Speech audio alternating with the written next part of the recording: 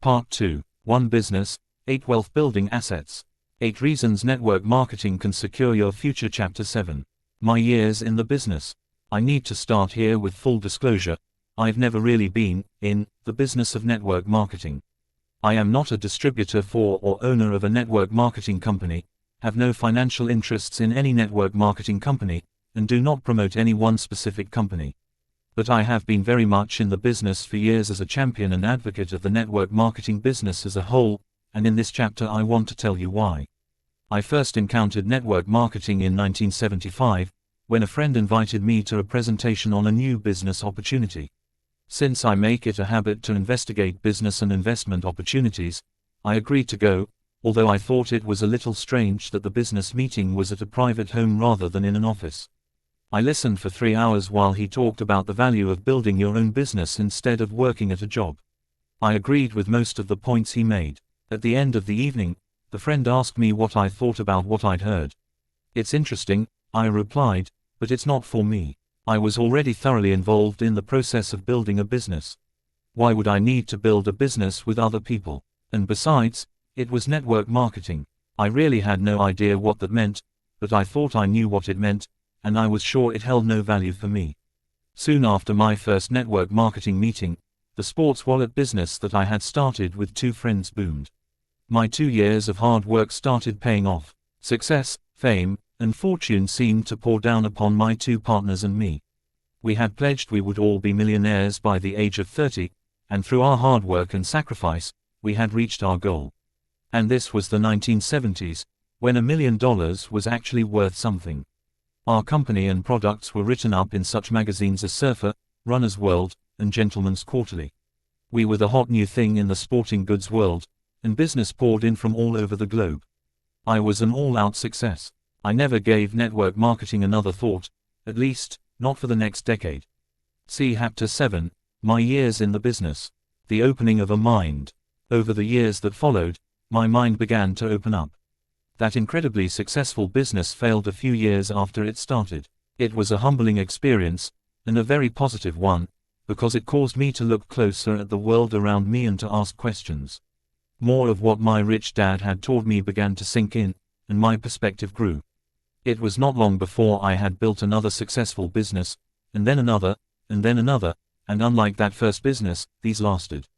I came to realize that while personal success is fulfilling, it's much more fulfilling when you can help many others create their own success as well. During those years, I also became powerfully drawn to the idea of not only becoming rich myself, but also finding ways to help others become rich. I came to realize that while personal success is fulfilling, it's much more fulfilling when you can help many others create their own success as well. For the next 15 years, I kept hearing negative things about network marketing, mostly from people I knew. Eventually, I decided to check it out for myself. In the early 1990s, I ran into a friend named Bill who was a retired multimillionaire. We got talking, and lo and behold, Bill told me that he was involved in building a network marketing business. Bill is a very sharp, very savvy guy. I knew he had just completed commercial real estate projects worth over $1 billion. I asked him why on earth he was involved in network marketing. For years, he told me, people have asked me for real estate investment tips. They want to know if they can invest with me, but they can't, because most don't have the $50,000 or $100,000 it takes to get into my level of real estate investments. In fact, many of them have absolutely no money at all. Some are 2 paychecks away from bankruptcy, so they look for these cheap, no money down deals that are often very bad investments. In network marketing, I can actually help people make the kind of money they need to do some serious investing. The more people I help do that, the more investors I have. Besides, he added, I really love working with people who are hungry to learn and grow. It's a drag working with people who think they already know it all, which is what often ends up happening in my real estate deals. The people I work with in network marketing are genuinely excited about new ideas. After a few more minutes of conversation, I had to make a dash for the airport, but over the next few months, we continued our dialogue, and as we did, my respect for network marketing and what it represented grew. The business of the 21st century. In 1994, I started researching the industry in earnest. I went to every presentation I heard about and listened closely to everything I heard. I studied the literature of company after company, looked at their track records, and examined them closely, the way I would do my due diligence on any business venture I was considering investing in. I even joined a few companies, if I liked what I saw, just so I could learn more about them and see what the experience was like from the inside. Eventually, I began meeting some of these companies' leaders, and I was stunned to find that they were some of the most intelligent, kind, ethical, moral, spiritual, and professional people I had met in all my years of business. Once I got over my own prejudices and met people I respected and related to, I saw that I had found the heart of the industry, and I was amazed at what I had found. When I had first stumbled upon the concept in that first opportunity meeting in 1975, my mind had been closed tight to the idea. Now, some 20 years later, my view had completely changed. People sometimes ask me, why do you recommend network marketing to people as a way they can build wealth, when you did not become rich that way yourself? Actually, it is because I did not gain my fortune through network marketing that I can be a bit more objective about the industry. I came to appreciate this business as an outsider, and only after I had already built my own wealth and established my own financial freedom. All the same, if I had to do it all over again today and start from scratch, rather than building an old-style business, I would start out by building a network marketing business. So what exactly is network marketing? I said that I've never actually been involved in network marketing as a participant, but I know someone who has, and I invited him to join me in these pages to share some of his insights. My friend John Fleming started out in life as an architect. He once worked for the legendary Mies van der Rohe, and that's one of the reasons I admire his approach to network marketing. He brings that same passion for practical design and functional construction to this business. He's a man, in other words, who appreciates the value of building structures that last. John brings to these pages his nearly 40 years of experience in network marketing. He has owned and operated his own company and has held many different executive positions in others, including a 15-year tenure at one of the industry's largest and most well-respected companies as a regional vice president and then vice president of sales strategy, training, and development. He has also been actively involved in the industry's various trade groups. In 1997, the Direct Selling Education Foundation awarded John with its highest honor, their Circle of Honor Award. Today, John serves as publisher and editor-in-chief of Direct Selling News, a respected trade publication serving direct selling and network marketing executives. See Chapter 7, My Years in the Business. Robert, John, for those readers who may not already know, what exactly is network marketing, and what makes it tick? John, network marketing has been around in various forms since the middle of the last century. The basic idea is as simple as it is brilliant. Instead of spending tons of money on all sorts of professional agencies and marketing channels to promote products or services, why not pay the people who love them most to just tell others about them? That's exactly what a network marketing company does. They pay a portion of every sales dollar received back out to their field of independent representatives, who typically are also the product's most committed and enthusiastic consumers. Robert, let me play devil's advocate for a moment. How can that really work? I mean, can a bunch of ordinary people who are not skilled marketers really compete and generate any serious level of sales? John, actually, that's the beauty of it. As every marketing professional, Hollywood producer, and corporate giant knows, the single most powerful form of promotion in the world is personal word of mouth. That's why television commercials spend millions to hire actors to talk just like your mom, your spouse, your best friend, or your kids. They are imitating personal word of mouth. In network marketing, we use the real thing. The real power of the model, what you talk about, Robert, as leverage, is that as a representative, you aren't paid commissions only on products used by the people you refer to the company, but often on products bought by the people they refer, directly and indirectly. That can really add up. So, does it work? You know the answer to that one. Direct selling. Network marketing today does well over $110 billion in annual sales globally, which makes it an economic bloc roughly the size of New Zealand, Pakistan, or the Philippines. I often describe this business model with both the terms, direct selling, and network marketing, because today, most direct selling companies employ a network marketing focus. However, for the purposes of this book, I will just use network marketing in my references. One reason that the total sales from network marketing keeps growing is that it's a true win-win. The company gets an amazing level of market penetration and customer awareness that would be very tough and very expensive to get with traditional marketing. And the independent representative has the opportunity to create some very serious cash flow. How? By harnessing the power of word of mouth, person-to-person relationships, to build a substantial network that represents the company's line of products and/or services. Robert, you talk about a B quadrant business being one that has at least 500 employees. In network marketing, you don't hire employees, you sponsor the business of the 21st century. Individuals who are all independent representatives. But the same financial dynamic applies. By the time your network of independent representatives grows to be 300, 400, or 500 strong, you've got a serious organization that delivers significant residual income. What others say about network marketing. As John says, the model is powerful because it works, and we're not the only ones who say so, either. Tom Peters, the legendary management expert and author of the classic bestseller In Search of Excellence, describes network marketing as the first truly revolutionary shift in marketing since the advent of modern marketing at Procter & Gamble and Harvard Business School over 50 years ago. The emerging success of network marketing has been written about in such journals as Forbes, Fortune, Newsweek, Time, US News and World Report, USA Today, The New York Times, and The Wall Street Journal. 15 years ago, you couldn't have gotten a single one of these journals to give this business the time of day. Now, look at what a recent issue of Fortune said about network marketing. Today, network marketing is recognized by many experts and accomplished businesspeople as one of the fastest growing business models in the world. An investor's dream, the best kept secret of the business world, an industry with steady annual growth, healthy cash flows, high return on invested capital, and long-term prospects for global expansion. Warren Buffett and Richard Branson couldn't be more different. Buffett drives a pickup and lives in Omaha. Branson flies his own airline and lives on his own island in the British Virgin Islands. But they have three things in common. They are both billionaires, they are both extremely practical men, and they have both owned network marketing companies. Does that tell you something? Citigroup, Jockey, L'Oreal, Mars, Remington, and Unilever, guess what they all have in common? They've all put a toe in the network marketing water, in some cases, right up to their hips.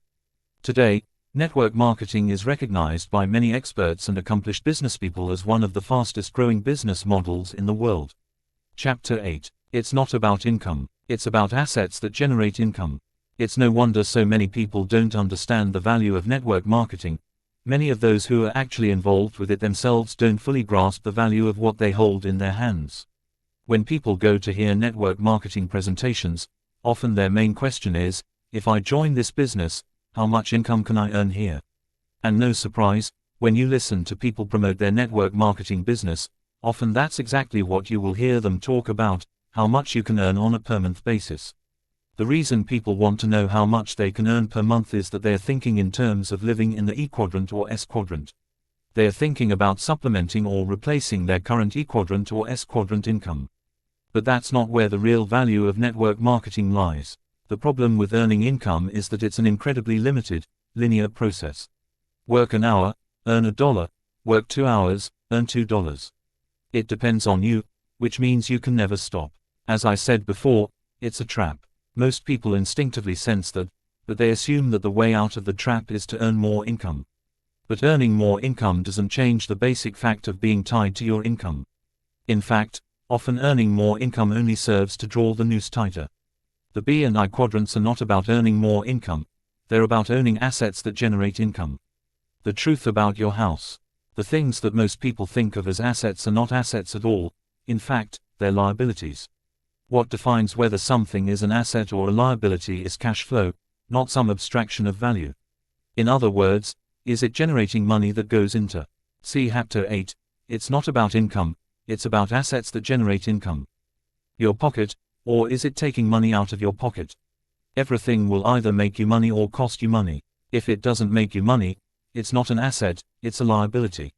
For years now, people have been using their houses as ATMs, borrowing against them to scarf up cash they could use to pay off the credit cards, take vacations, buy that SUV, whatever. Maybe you've done this yourself. If you have, the reason you did is that you bought the conventional line that your house was an asset, and not what it really is, a credit card with shingles and a driveway. Let me explain what an asset is. Most people are so confused about this that they have it backward. They run to the dictionary and find that an asset is something that's worth something. Well, maybe. The problem is that tricky word, worth. Let me ask you a question. What is your house worth? Before you answer, let me ask you the same question a different way. How much income does your house bring you, month in and month out? Chances are good your answer is, well, none. In fact, I spend a good chunk of change on it every month, in upkeep, repair, and so forth. Exactly. That's because your house is not an asset, it's a liability. But wait a minute, you say, my house is worth a couple $100,000. Oh, really? When? When you sell it, at some theoretical point in the future. But then where would you live? Would you take the proceeds of your sale and buy another house to live in? Of course. So where's the worth, the actual discretionary income that you can hold in your hands and use to buy or invest in anything you like? It isn't there, there isn't any. Your house is not an asset, it's a hole in the ground into which you pour money. How to know your asset from a hole in the ground? Forget the dictionary definition for a moment. Let's talk about the real world. An asset is something that works for you, so you don't have to work for the rest of your life. My poor dad always said, work for a job. My rich dad said, build assets. The powerful thing about living in the B quadrant is that when you build a business, you are building an asset. In our rich dad business, we have offices throughout the world. Whether I'm working or sleeping or playing golf, the checks come in.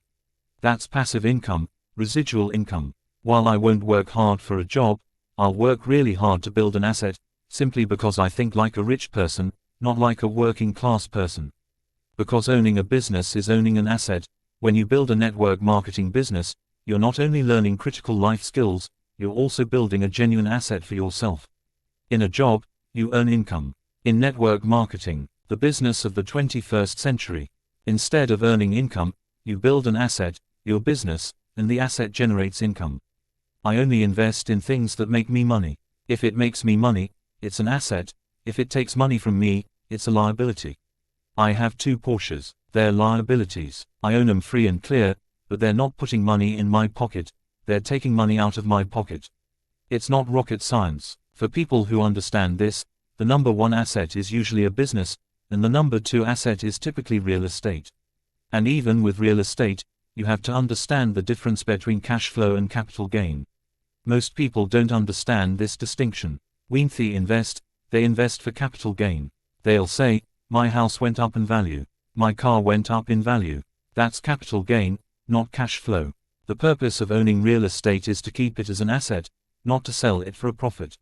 If you buy a piece of real estate for $100,000 and then sell it for $200,000, that's not an asset, you just generated a $100,000 capital gain. You had to shoot the asset to get that money. You've killed the asset. It's like selling your cow for money. I'd rather own the cow and sell the milk. This is the biggest problem with having a job. A job is not an asset. You can't sell it on eBay, you can't rent it out, you can't take dividends from it.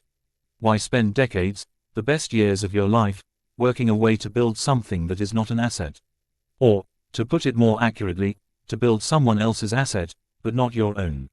Because make no mistake about it, when you work at a job, you are building an asset, it's just not your asset. We've had this idea drilled into us that there is some sort of inherent value in having a good job, but there is absolutely no value in it, zero. And to add insult to injury, the income from your job is then taxed at a higher rate than any other form of income. Talk about the deck being stacked against you, yet that is the price some people are willing to pay for the safety and security of the E quadrant. Network marketing is not about selling products or earning income. The biggest popular misconception about network marketing is that it's a selling business. But selling is just earning more income. The problem is, if you stop the activity, the income stops. A salesperson has a job. If you work behind the counter at a department store, you're in the E quadrant. If you're in business for yourself, selling insurance or homes or jewelry, you're in the S quadrant. But either way, you have a job, and your job is to sell. That's not going to build your wealth or your freedom. What you want is not another job, you want another address, one over in the B quadrant. John, Robert, that's exactly right. People often assume that being successful in this business means being great at sales. But the point of network marketing, see Chapter 8, it's not about income, it's about assets that generate income. Is not to become great at selling your particular product or service, because no matter how good you might be at doing that, and let's be honest, if you're like most people, you don't think you are very good at it, there's only so much income you can earn selling. After all, there are so many hours in the day, right? In network marketing, the whole point is not to sell a product but to build a network, an army of people who are all representing that same product or service to share with others. The goal is not for you or any other individual to sell a lot of product, it's for a lot of people to be their own best customer, sell and service a reasonable number of customers, and recruit and show a lot of other people how to do the same thing. And here's the reason you want to build that army of independent representatives. Once you do, you know what you'll have. An asset that generates income for you, passive income. In Chapter 13, I'll ask John to explain more fully why network marketing is not about selling or being a salesperson, and I hope you pay really close attention, because this is a key point, one that most people just don't get. For now, here's the key nail I want to hammer home. Network marketing is not about earning more income, it's about building an asset. Actually, it's about building 8 assets, all at the same time. And in the next chapters, we'll take a look at each one in turn. Chapter 9. Asset number 1. A real-world business education. I have a confession to make, I am a slow reader. I do read a lot, it's just that I read very slowly, and I often have to read a book 2 or 3 times before I really understand what I'm reading. What's more, I am also a very poor writer. In fact, I failed writing twice in high school. So you want to know something ironic? This C student, who failed his writing courses in school and who to this day is not a very good writer, has had 7 books on the New York Times bestseller list. My point, good grades aren't everything. Don't get me wrong, I'm not putting down education. I believe in education. In fact, I believe in it with a passion. It's just that the education I believe in most is the education that truly teaches you what you need to learn to be successful in your life. When I recommend that people build their own network marketing business, the number one reason I always give is not for the many excellent, even life-changing products you might represent. And it's not for the money you can earn or the financial freedom you can create. Yes, the products are often excellent. And, yes, I put a great deal of value on its ability to give you a real path to building wealth. But these are not the most important benefits you gain from the experience. The number one value you get from the experience is a real-world business education. 3 kinds of education. If you want to be financially successful, there are 3 different types of education you require: scholastic, professional, and financial education. Scholastic education teaches you how to read, write, and do math. It is a very important education, especially in today's world. Personally, I did not do well with this level of education. As I've said, I was a C student most of my life, simply because I was not that interested in what I was being taught. See Chapter 9, Asset number 1, a real-world business education. Professional education teaches you how to work for money. In other words, it prepares you for life in the E&S quadrants. During my youth, the smart kids went on to become doctors, lawyers, and accountants. Others went to professional schools that taught them to become medical assistants, plumbers, builders, electricians, and automobile mechanics. I didn't excel here, either. Since I had not done well at scholastic education, I was not encouraged to become a doctor, lawyer, or accountant. Instead, I became a ship's officer and then a helicopter pilot, flying for the Marine Corps in Vietnam. By the time I was 23 years old, I had 2 professions, one as a ship's officer and the other as a pilot, but I never really used either of them to make money. Financial education is where you learn to have money work for you rather than to have you work for money. You might think you'd get a financial education in business school, but by and large, that's not what happens. What business schools generally do is take the smartest kids and train them to be business executives for the rich. In other words, they train their students for life in the upper echelon of the E quadrant, but it's still the E quadrant. After I returned from Vietnam, I considered going back to school to get my MBA, but my rich dad talked me out of it. He said, if you get an MBA from a traditional school, you are being trained to be an employee of the rich. If you want to be rich yourself, you don't need more scholastic education, you need a real-world financial education. The important skills. Being an entrepreneur and building a B quadrant business is not easy. In fact, I believe building a B quadrant business is one of the toughest challenges a person can take on. The reason there are so many more people in the E and S quadrants is that those quadrants are less demanding than the B quadrant. If it were easy, Everyone would be doing it. If you are going to be successful in business, there are technical skills you need to learn that you probably did not learn in school. For example, the ability to get organized and set your own agenda. This is bigger than it might sound. People who enter the arena of network marketing sometimes experience a type of culture shock, because they're used to being told what to do. You may work very, very hard in the E quadrant, yet have absolutely no experience at setting goals, organizing a plan of action, setting your agenda, managing your time, and executing a clear sequence of productive actions. It's shocking how many people do not have these basic skills. Shocking, but not surprising. After all, in the E quadrant, you really don't need them. But if you're entering the B quadrant, they are not an option. They are every bit as important as skills like knowing how to balance a checkbook, write a financial plan, and read an annual report. The business of the 21st century. Tax advantages, and the lesson they teach. People who are brand new to network marketing are often quite surprised to learn about the significant tax advantages that come from having your own home-based business. Most people have at least a vague idea that the rich enjoy all sorts of tax advantages that they themselves do not, but since they have lived their entire lives within the E quadrant, they typically have no concept of what those advantages are or how they actually work. Therefore, people are often shocked to realize that they, too, can enjoy those very same tax advantages and put significant amounts of money in their pockets from the very first day of their new businesses. With recent changes in tax policies and more insurance programs tailored for small businesses and the self-employed, it's easier than ever before to create your own benefits package that rivals and even surpasses anything the standard big corporation could offer. By starting a network marketing business in your spare time and keeping your regular job, you begin to gain the tax advantages of the rich. A person with a part-time business can take more tax deductions than employees can. The above are just some examples of things you already spend money on that may become legitimate tax deductions once you begin your own home-based network marketing business.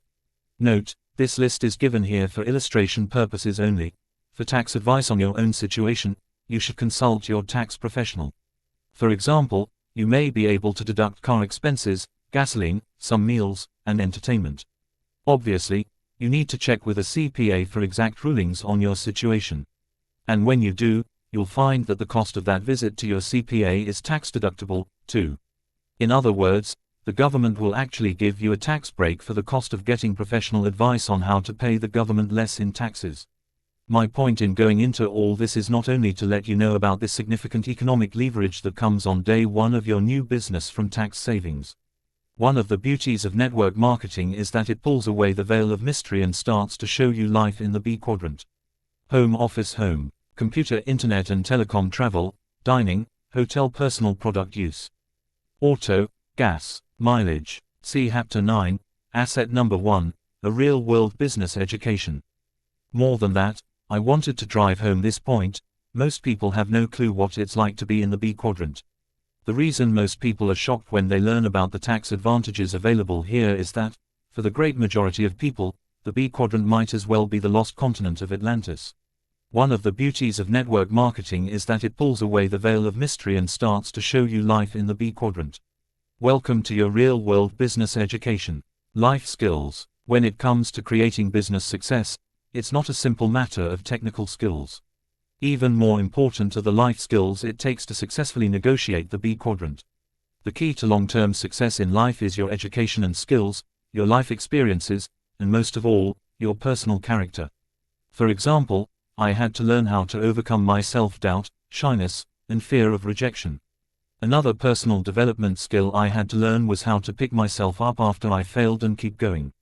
These are the personal traits a person must develop if they are to be successful in a B quadrant business, regardless whether it is a network marketing business, a franchise, or an entrepreneurial startup. If you don't learn these things in school, and you don't learn them in the workplace, and you were not taught them in your home while growing up, where are you going to learn them? Where on earth will you find a business that will invest the time in your education and personal development as well as help you actually build your business? In network marketing, that's where. John, it's interesting, Robert, that you always cite the business education as the number one benefit you see in the business, and I think there's a lot of merit to that point. Often, people learn skills and develop aspects of themselves through their experience in network marketing that they might otherwise never learn. Network marketing teaches people how to overcome their fears, how to communicate, how to understand the psychology of other people saying no to them, and how to maintain persistence in the face of rejection and other real-world challenges. Here are some of the critical skills that the real-world education of network marketing teaches.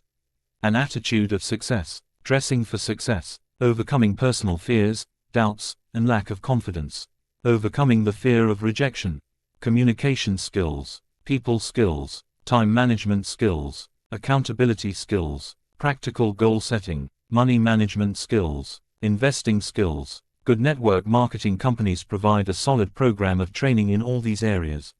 And I agree, this kind of education is absolutely priceless. In fact, you'd be hard-pressed to find a situation anywhere else where you could pay good money to gain all this training, let alone a situation where they pay you to learn it. We have a common expression in network marketing, that it's a business, where you earn while you learn. It's a great saying, because it underlines this key point about the business: you learn to do it by doing it, not by sitting in a classroom for years hearing someone talk about doing it. Network marketing is a real-world business school for people who want to learn the real-world skills of an entrepreneur, rather than the skills of an employee. In network marketing, the training is more than theory, it's experiential.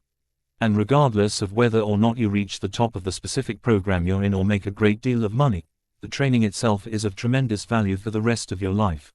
Many people actually end up in other businesses where they become very successful due to the business training and experience they first received in their network marketing experience. And that's the real point here, and the biggest reason that I've been recommending this business to people for a decade. When you join a good network marketing company, they don't just give you a track to run on, they also support you in developing the skills and qualities you need to succeed. Network marketing is a real-world business school for people who want to learn the real-world skills of an entrepreneur, rather than the skills of an employee. Chapter 10. Asset number 2. A profitable path of personal development. I know what you're probably saying. Kiyosaki, have you gone soft? What's all this touchy-feely talk about a path of personal development? I don't need an encounter group, I need to make ends meet.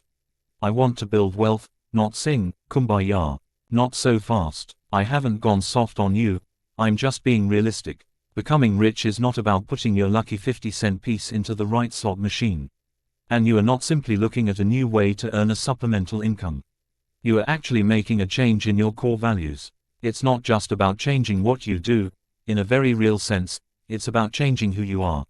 My friend Donald Trump is worth billions today, but there was a time when he lost it all during a real estate crash.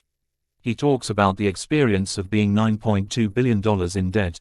I passed a beggar on the street and realized he was worth $9.2 billion more than I was. Yet, before long, Donald was back on top again. Why? Because of who he is, or more accurately, who he had become. I had a similar experience. By age 30, I was a millionaire. 2 years later, my company had gone broke. Losing a business was not a pleasant experience, but it was a great education. I learned a lot in those few years, a lot about business, but even more about myself. After the crash, Rich Dad told me, money and success make you arrogant and stupid.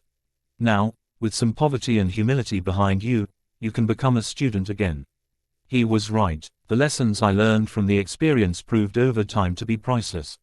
Building and then losing a worldwide business provided me with a real-world education that ultimately made me rich. Even more important, it was an education that set me free. And the most important things I learned in the course of that education were not about business or money, they were about me. Let me ask John a question about this, and if his answer is what I think it's going to be, you'll see what I mean. See Chapter 10, Asset Number 2, A Profitable Path of Personal Development. Robert, John, obviously not everyone who goes into network marketing has the same level of success.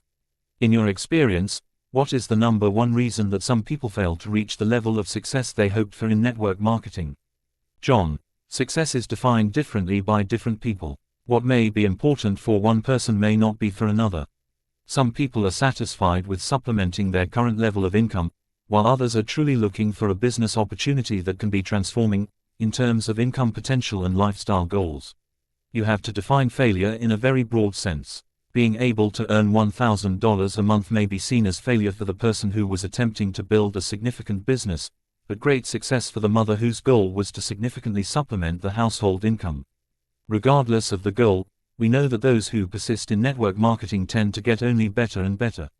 In fact, the only way I believe people fail is to quit. But this needs a little bit more detail to be fully accurate.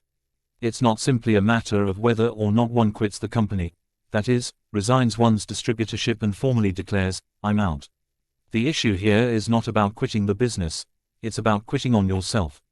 That's exactly what I thought. It goes back to what I said at the very beginning of this book.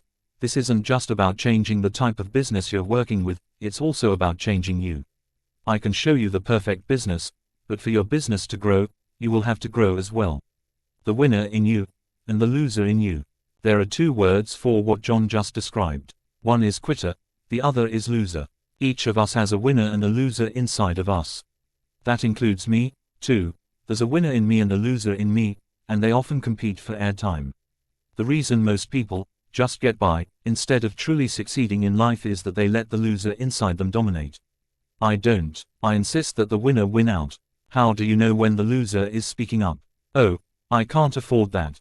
Oh, that's too risky." Or, "What if I fail?"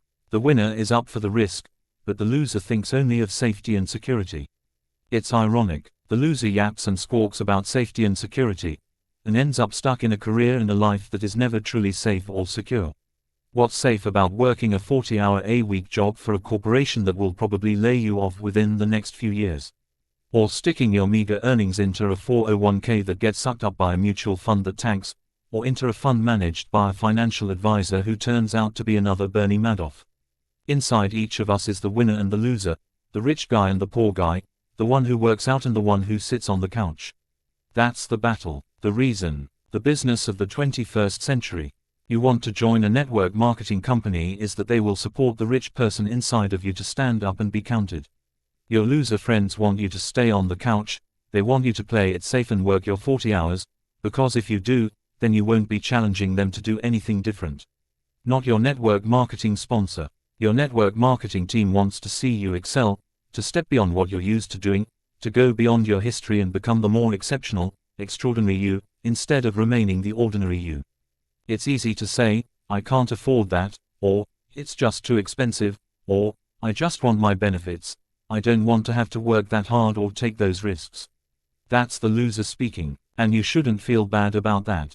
We've all got one. I have one in me, and lots of times he gets the upper hand, at least for a short time.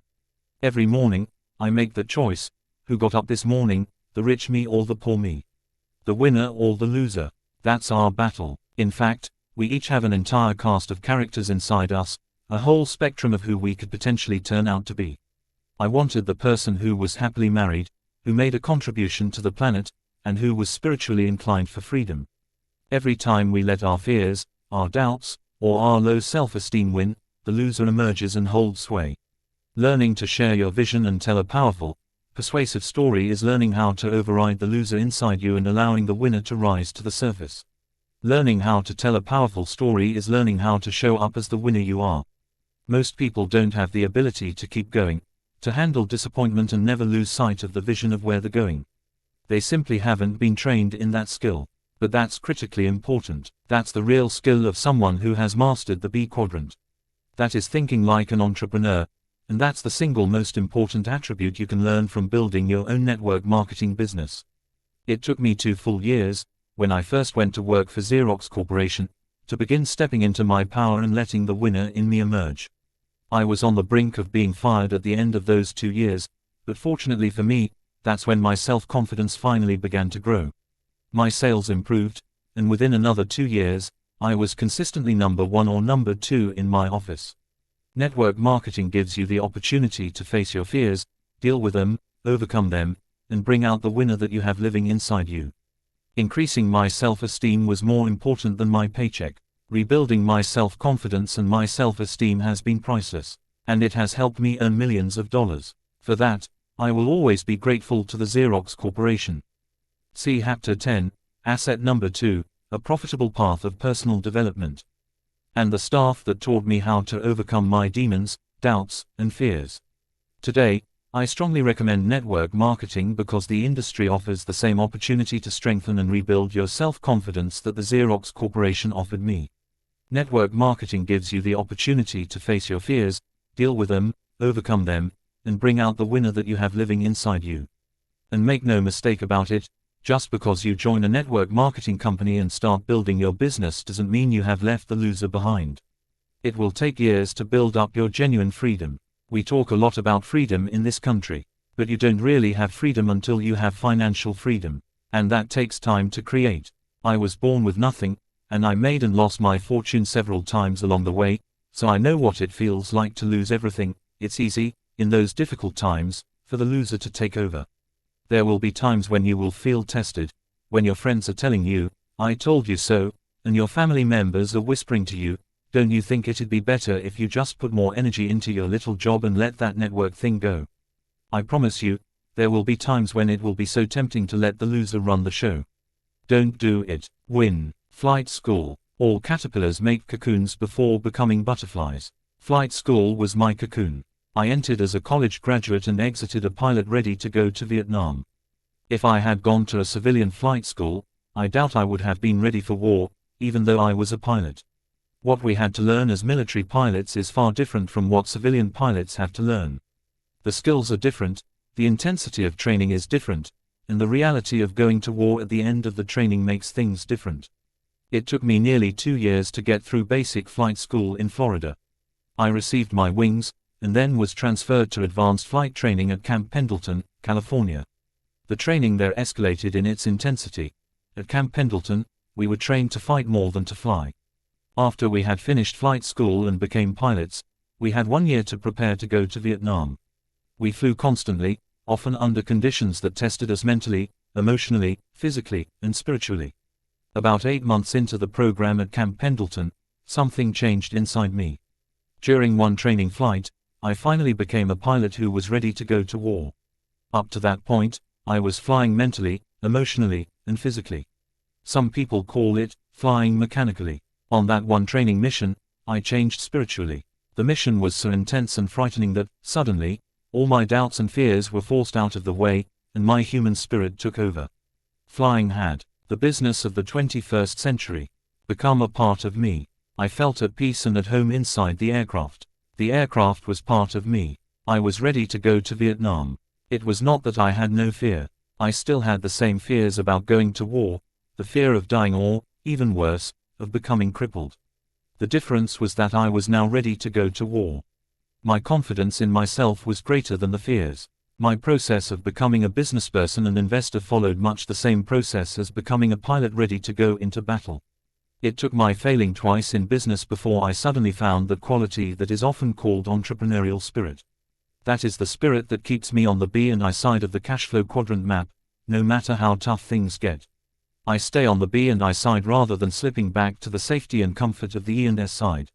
I would say it took me 15 years to gain the confidence to feel comfortable in the B quadrant. You're luckier than I am. You don't need to spend that long or go through the failures and struggles I did. You can get that same kind of life-changing education right here in your own flight school, network marketing. How my business skills changed my life. Now that I've talked about military training and learning to fly under battle conditions in the jungles of Vietnam, I want to tell you one more story about the honing of character, this one not on the battlefield, but in the field of love. If I had not gone through my own intense form of schooling to learn real-world business skills, I doubt I would have been fortunate enough to marry the woman of my dreams. But I did, and I did. When I first met Kim, I thought she was the most beautiful woman in the world. I was speechless and completely terrified at the idea of going up to talk with her. However, my business training had taught me to overcome my fear of failure and rejection, and that training was about to pay off, big time. Instead of hiding in the back of the room and staring at her from afar, which is exactly what I would have done years earlier, I walked boldly forward and said, "Hi." Kim turned and flashed her beautiful smile, and I was in love. She was right out of my dreams. But when I asked her out, she said, no. An earlier Robert Kiyosaki might have slunk away and admitted defeat. But I had been toughened by my business training. I collected my nerve and asked her out again. Again she said, no. Now my self-confidence was bruised and my male ego was fading, but I asked her out once again, and again the answer was, no. This went on for 6 months. Each time she said, no, I went into hiding to lick my wounded ego. I was hurting inside. If I had not learned how to overcome my own self-doubts, I could never have kept asking for 6 months, but I did. And finally, one day, she said, yes. We have been together ever since. I tell this story not just because it's a warm and fuzzy story of how Robert and Kim went courting. I tell it because it makes a critical point. This is not just about business and money. This is your life we're talking about. How you earn your money and build your career is how you earn your destiny and build your legacy. Chapter 11. Asset number 3. A circle of friends who share your dreams and values. This may be tough to hear, but if you want to create a different economy in your life, you may need to get new friends more than you need to get a new job. Why? Because even though they love you, and even though they don't mean to, the friends you hang with right now might be holding you down.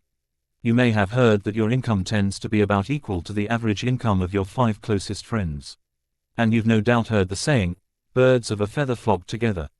That also holds true for rich people, poor people, and middle-class people. In other words, the rich network with the rich, the poor network with other poor people, and the middle class hangs out with the middle class. My rich dad often said, if you want to become rich, you need to network with those who are rich or who can help you become rich. Many people spend their lives hanging out and networking with people who hold them back financially. In a network marketing business, you hang out with people who are there to help you become richer. Ask yourself this: are the people with whom I spend time dedicated to me becoming rich? Or are they more interested in me continuing on as a hard worker? By the age of 15, I knew that I wanted to become financially free, and that one way to do that was to learn how to network with people who could help me become financially free. I decided I would seek the friendship of friends who were interested in me becoming a rich person, rather than becoming a loyal employee working for the rich. This was a life-changing moment. It was not an easy decision, because at 15, I had to be very careful about who I spent my time with and which teachers I would listen to. If you are considering building your own business, you need to be acutely aware of who you're spending your time with and who your teachers are. It's a crucial consideration. The hardest thing about leaving Xerox was that I had to let go of some friendships. Most of my friends and family were in the E quadrant, and they had. See Chapter 11, Asset number 3, a circle of friends who share your dreams and values. Different values than I did. They valued security and a steady paycheck, and I valued freedom and financial independence. This made my decision a painful experience, but it was a necessary decision to make if I was going to grow. You may well experience something similar in network marketing. You may find that there are friends or family members who don't understand or sympathize with your decision to look into network marketing, or who may even actively try to discourage you. You may have friends tell you that you're nuts, you're a sucker, or you're making a huge mistake. You may even lose friends. I hesitate to write that sentence, because it sounds harsh. But that's because it is harsh. It's reality. And mind you, this has nothing to do with network marketing itself. What's really going on here is that you are making a seismic shift in your life, from living in the E or S quadrant to living in the B quadrant. This is not simply taking a different job, it's more like moving to a different country, changing your religion, or switching political parties. Network marketing not only provides a great business education, it also provides a whole new world of friends who are going in the same direction as you are and share the same core values as you do. The English poet John Donne wrote, "No man is an island, entire of itself, every man is a piece of the continent, a part of the main." He said that way back in 1623, and it's 1,000 times truer in the incredibly interconnected world of today. You can't get rich in isolation. You are only as good as the community of people you hang out with, talk with, work with, and play with. John, that's true everywhere in life, but it's especially true and especially relevant in network marketing, because when you build a network marketing business, you actually build around yourself a powerful, brand new community of friends who are learning the same kinds of values and real-world business skills you are. This is also one of the great advantages of a network marketing business. Rather than being surrounded by people who are competing with you for that next promotion, here your business is filled with people who are just as committed to your success as you are, because your success is what assures their success. Chances are good that some of them will become your new best friends. In fact, according to the Direct Selling Association (DSA), a significant number of people who join network marketing companies and stick with them rank the social network they belong to as an even higher priority than the income they earn. The business of the 21st century. There you have it, network marketing not only provides a great business education, it also provides a whole new world of friends who are going in the same direction as you are and share the same core values as you do. To me, the kind of friendship John is talking about is every bit as priceless as the best business training. Today I have friends in all 4 quadrants, but my core friends, the ones I really hang out with, the ones whose time means the most to me, are in the B and I quadrants. And by the way, those friends I left behind at Xerox. They are still great friends today. They will always be great friends, because they were there for me at a transitional phase of my life. But for me, it was time to move on. If it is time for you to move on and the B quadrant is calling you, you may want to join a network marketing business and begin to meet new friends. Chapter 12. Asset number 4. The power of your own network. One of the first things that intrigued me about this business model when I started looking into it seriously in the 1990s was the simple fact that it used the word network. I remembered that my rich dad really respected this term. Thomas Edison was one of my rich dad's heroes. People today often think of Edison as the inventor of the light bulb, but this is not true. Edison did not invent the light bulb. What he did do was improve it and perfect it. Even more important, he figured how to turn it into a business. After dropping out of school because his teachers thought he wasn't smart enough to succeed there, Edison took a job selling candies and magazines on the railroads. Soon, he began printing his own newspaper, and within a year, he had hired a team of boys to sell candies along with his newspaper. He had gone from employee to business owner. The power is not in the product. The power is in the network. If you want to become rich, the best strategy is to find a way to build a strong, viable, growing network. Young Edison grew restless selling newspapers, and learned how to send and receive Morse code so he could get a job as a telegraph operator. Soon he was one of the best telegraph operators around, and this is where he learned the secret that would make him a millionaire. As a telegraph operator, he saw what had transformed the invention of the telegraph into such a success. It was the system of lines, poles, skilled people, and relay stations. It was the power of a network. While Edison is famous for tinkering with the light bulb and perfecting the filament that made the bulb practical, Edison's true stroke of genius was to create a company that strung the electric lines that allowed the light bulb to penetrate society. The company Edison founded would make him a multimillionaire. It was called General Electric. See Chapter 12, Asset number 4, The Power of Your Own Network. What made Edison's business so revolutionary was not the light bulb itself, but the system of electrical lines and relay stations that powered the light bulb. It was the network. My rich dad told me, the richest people in the world build networks. Everyone else looks for work. From the shipping magnates and railroad barons to Sam Walton, Bill Gates, and Jeff Bezos, the great fortunes of the world have been made by those who figured out how to build networks. Sam Walton didn't manufacture goods for people, he built the distribution network that delivers the goods. Bill Gates didn't build computers, he built the operating system that ran on those computers. Jeff Bezos didn't go into publishing books, he created the online network Amazon that delivers those books. The power is not in the product, the power is in the network. If you want to become rich, the best strategy is to find a way to build a strong, viable, growing network. Of course, most of us are not Thomas Edison, Sam Walton, or Bill Gates, and never will be. Yes, there will be handfuls of remarkably creative pioneers in every generation who create new multi-billion-dollar networks from scratch, as these men did, but it's not a reasonable ambition for tens of thousands of people, let alone millions. That's why network marketing is so brilliant. The companies that make up the network marketing industry now offer millions of people just like yourself the opportunity to build their own network rather than spend their lives working for someone else's network. Metcalfe's Law. Robert Metcalfe, the founder of 3Com and one of the creators of Ethernet, is credited with creating an equation that defines the value of networks, V equals N2. In other words, a network's economic value equals the number of the network's users squared. Putting Metcalfe's law in simpler terms, it means that as you add users, its value increases geometrically. Think of a network of telephones. If you have just one telephone, that single telephone has no real economic value. If you're the only one with a phone, who would you call? The moment you add a phone, according to Metcalfe's law, the economic value of the phone network is squared. The economic value of the network would go from 0 to 2 squared, or 4. Add a third phone, and the economic value of the network is now 9. In other words, the economic value of a network goes up exponentially, not numerically. The business of the 21st century. Networks come to the business world. The classic industrial age business model operated much like an empire. It was controlled by a strong central government that maintained its strongly centralized identity no matter how big it grew. In the 1950s, a new type of business emerged, one that maintained its coherence not by controlling all its parts with a single central office, but instead by using the model of a network. This idea was so revolutionary that many criticized it, and the US Congress came within 11 votes of declaring it illegal. But it survived its early years, and today is responsible for more than 3% of American retail sales and is thriving around the globe. Some of its more famous brands include Ace Hardware, Subway, and, of course, the most famous of them all, McDonald's. That radical business model is called a franchise.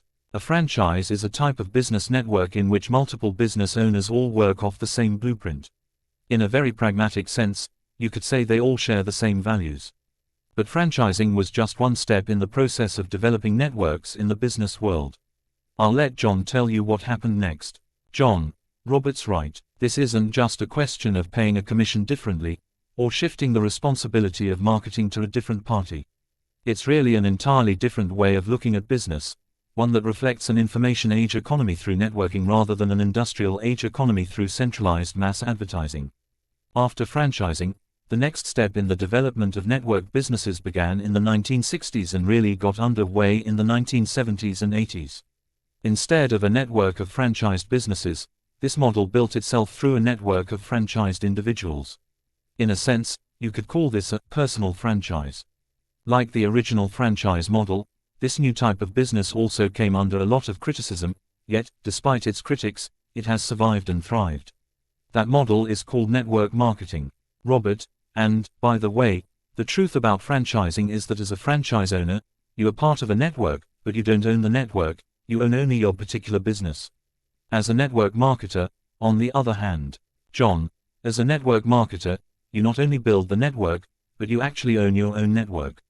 And, as you put it, Robert, that gives you tremendous financial leverage. In other words, as a network marketer, you get to personally harness the power of Metcalfe's law. How? This doesn't happen simply by affiliating with a network marketing company. That's like having a telephone when you are the only one with the telephone. To harness the power of Metcalfe's law, you have to grow the network.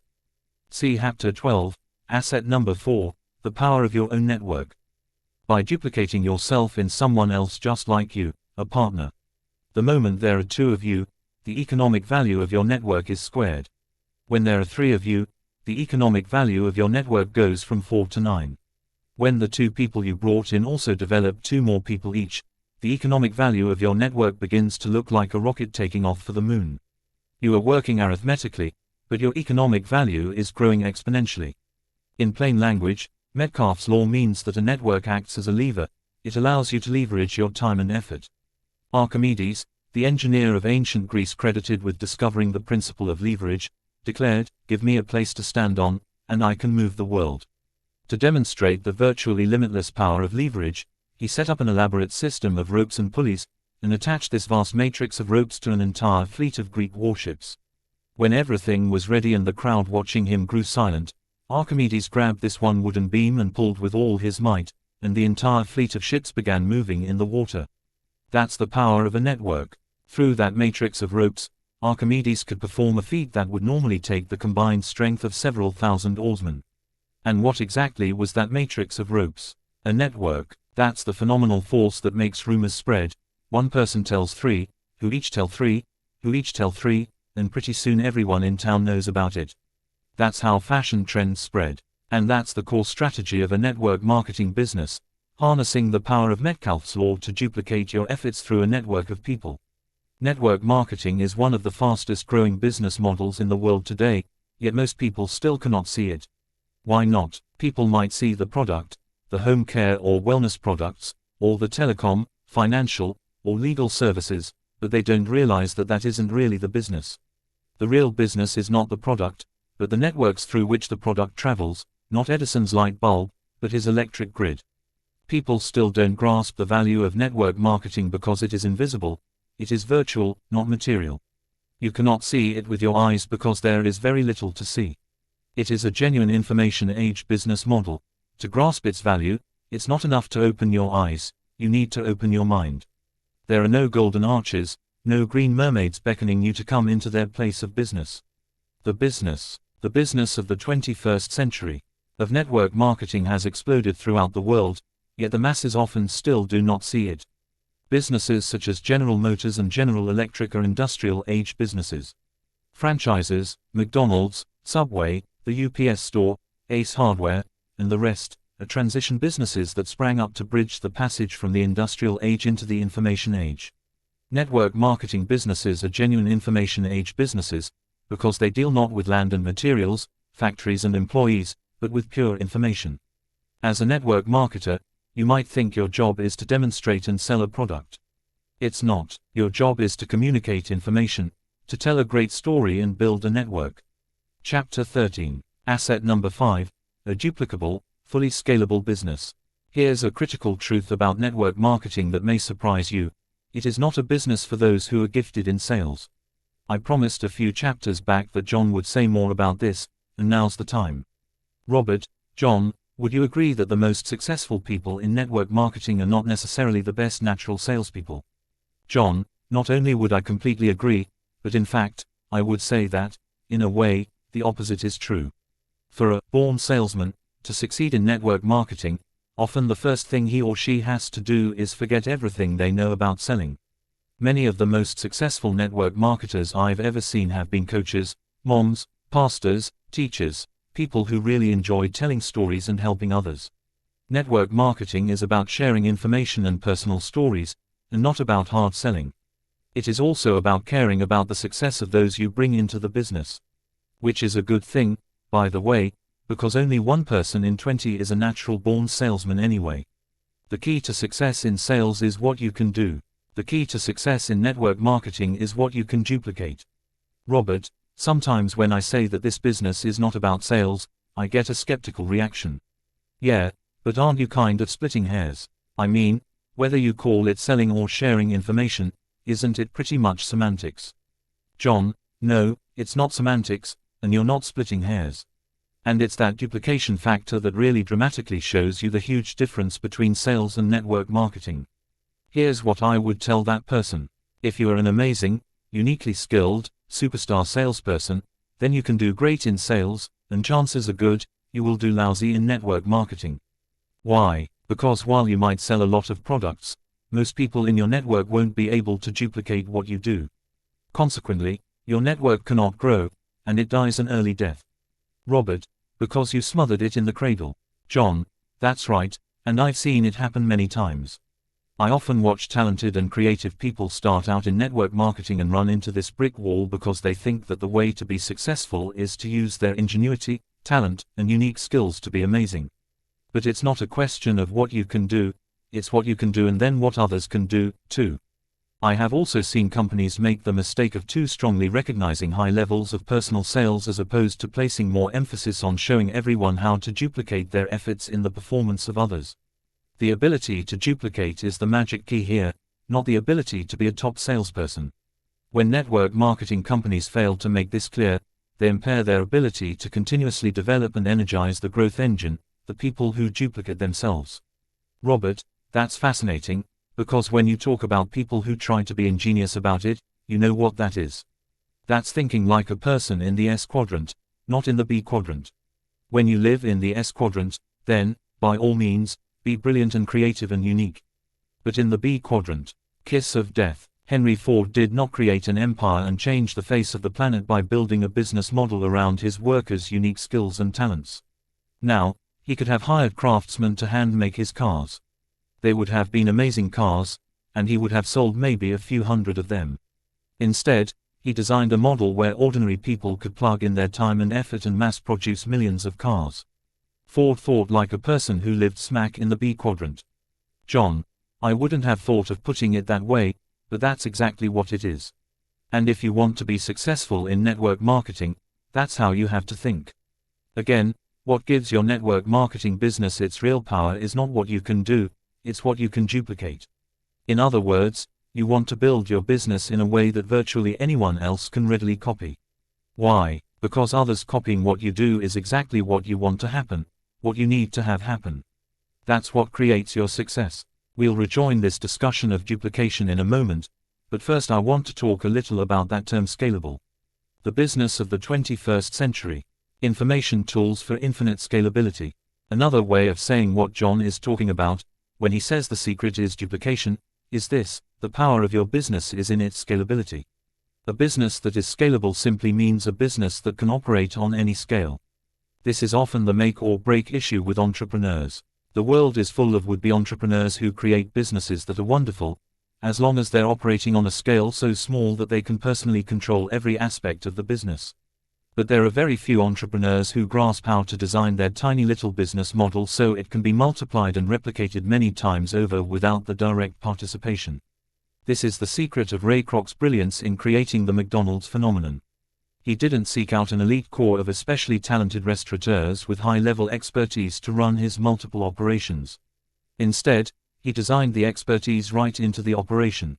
That's exactly what smart network marketing companies have done. Instead of trying to recruit only the most highly skilled speakers, presenters, and salespeople, they have designed the presenting into the system itself, in the form of information tools, and as John explains it, that didn't happen overnight.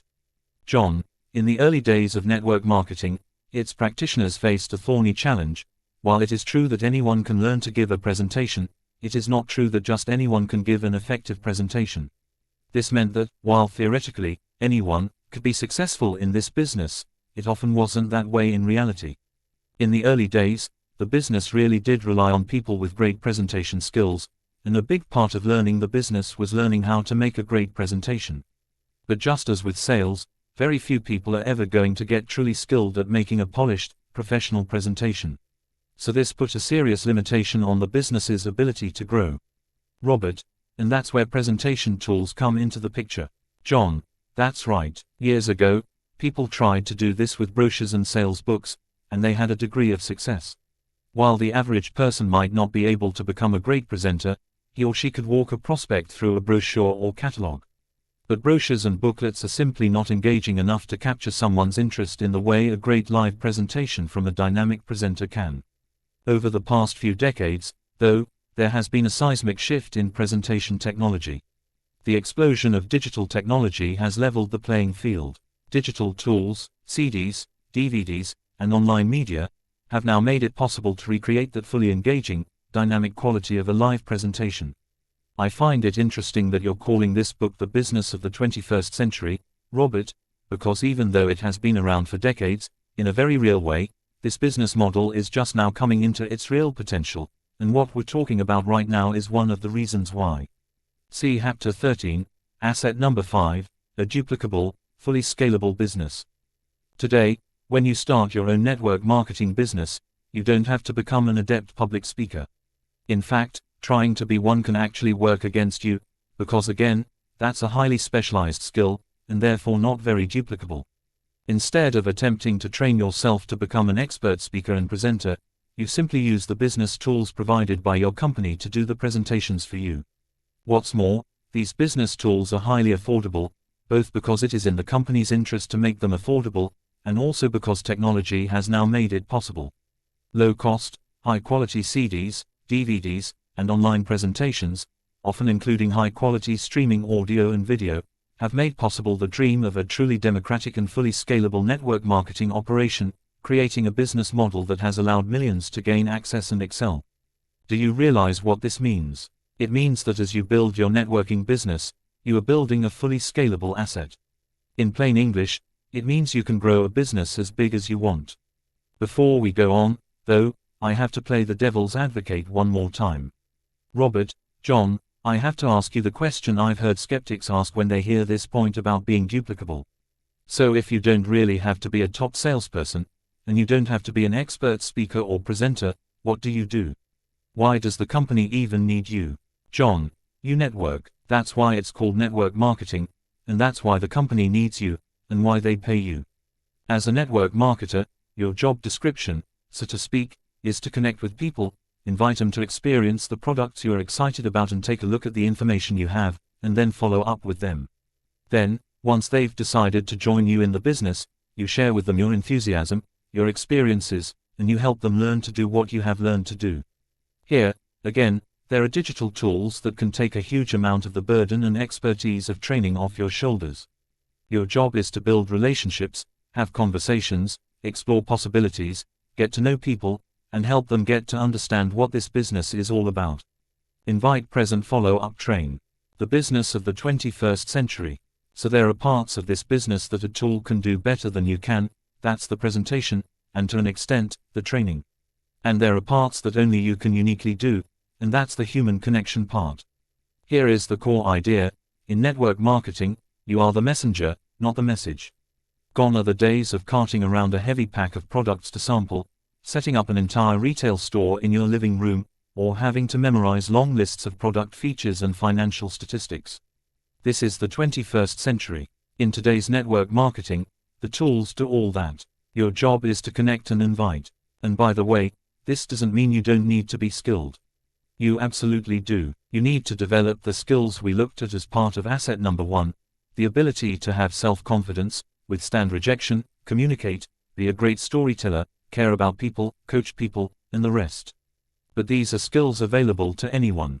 If you've ever helped build a soccer league, PTA group, or chess club, ever been part of a political campaign or church committee, ever coached Little League or formed your own band, then you know what it's like to build a network. You don't need highly skilled salespeople to duplicate what you do. You need people who are willing to learn basic business and communication skills and grow themselves personally into self-determining entrepreneurs and team builders. Very few people are truly skilled at sales, but practically anyone can become skilled at networking, coaching, and team building. Which means this business is open for business to hundreds of millions of your neighbors. Which means you have a readily duplicable, fully scalable business. Once you've grown it to 5 people and then 50, you've mastered the basic skills it takes to grow it to 500, 5,000, and beyond. Which brings us to leadership. Chapter 14. Asset number 6, Incomparable Leadership Skills. When I was first researching the world of network marketing, I went to many meetings and events where I heard dozens of people speaking from the front of the room in their efforts to inspire others to find their own personal greatness. As I listened to these individuals tell their stories of starting with nothing and eventually becoming wealthy beyond their wildest dreams, I realized that this business was doing for these people exactly what my rich dad told me to do. It wasn't simply teaching them the principles of business, it was shaping them into leaders. While they seemed to be talking a lot about money, these people were really inspiring others to get out of their shells, go beyond their fears, and go for the dreams. To do that required leadership skills on the part of the speaker. The reason it takes leadership is that while many people repeat the same overused words and phrases about dreams, more time with family, and freedom, few people inspire enough trust and inspiration to cause others to follow those words and phrases. It's not a matter of memorizing and repeating the right words, it's developing the ability to speak directly to other people's spirits. This is a quality that goes beyond words. This is genuine leadership. Leadership is the force that makes it all come together. Leadership is what builds great businesses. You might think that leadership skills would be included as part of asset number 1, a real-world business education, or asset number 2, a profitable path of personal development. That's reasonable. You could make a case for both. But the truth is, having the capacity to lead is a skill set so valuable, so powerful, and so rare that it is genuinely an asset unto itself, and deserves its own chapter. All the other business skills are important ingredients. Leadership is the force that makes it all come together. Leadership is what builds great businesses. See Chapter 14, Asset number 6, Incomparable Leadership Skills.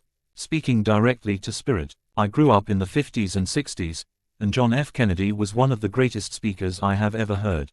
When he told the nation in May 1961 that we were going to put a man on the moon within the decade, our scientists really didn't have a clue how we could possibly accomplish such a thing. It was beyond ambitious, it was outrageous. And yet we did it. Even though JFK was killed less than 3 years later, with 3/4 of the decade left to go, his leadership was so compelling and so powerful that his vision persisted after his death. Despite his assassination, despite the catastrophe of Vietnam, despite the nation being rocked by riots and division and the presidential mantle passing from JFK's vice president to his former rival Richard Nixon in 1968, what did we do? We put a man on the moon in 1969, sure enough, within the decade. That's leadership, The power to make things happen through the sheer force of the vision you share. Genuine leaders can move mountains. In Vietnam, I discovered that great leaders were not tough people who yelled and screamed or were physically abusive. In the heat of battle, I found that great, brave leaders were often quiet, yet when they spoke to our souls and our spirits. Money does not go to the business with the best products or service. Money flows to the business with the best leaders. All great leaders have been master storytellers who were able to communicate the vision in such a vivid way that others saw it, too. Look at Jesus Christ, Buddha, Mother Teresa, Gandhi, Muhammad. They were all great leaders, which means they were great storytellers. Money does not go to the business with the best products or service. Money flows to the business with the best leaders. A business that has forgotten how to tell its own story is soon out of business, even if it has tons of inventory. When I find a business that is struggling financially, it is often because the leader of that business cannot communicate the company's vision, he or she cannot tell the story. They may be smart, but they are poor communicators. The leadership skills you need to develop for the B quadrant are very different from the management skills most often required for the E and S quadrants. Don't get me wrong, management skills are important, but there is a vast difference between management skills and leadership skills. Managers are not necessarily leaders, and leaders are not necessarily managers. I meet many people in the S quadrant, the specialists or small business owners, who would like to expand their businesses but cannot, for one reason, they lack leadership skills. No one wants to follow them. Their employees do not trust them, are not inspired by them. I have met many middle managers who fail to climb the corporate ladder because they cannot communicate with others. The world is full of lonely people who cannot seem to find the man or woman of their dreams, simply because they fail to communicate what a good person they are. The business of the 21st century. Communication affects every aspect of life, and this is the number one skill that network marketing teaches. Network marketing leaders sometimes describe themselves as highly paid storytellers. In fact, they are among the most highly paid storytellers, and there's a very simple reason for this: they are among the best storytellers. When I started attending network marketing business trainings, I got to meet highly successful, real-world business owners who had started the businesses from scratch. Many were great teachers because they were teaching from experience and not from theory. Sitting through many of the business seminars, I often found myself nodding in agreement with their straight talk about what it takes to survive on the streets of the real world of business. After the seminars, I would often talk to the instructors. I was amazed at how much money they made, not only from their businesses, but also from their investments. Several made significantly more than many top CEOs in corporate America.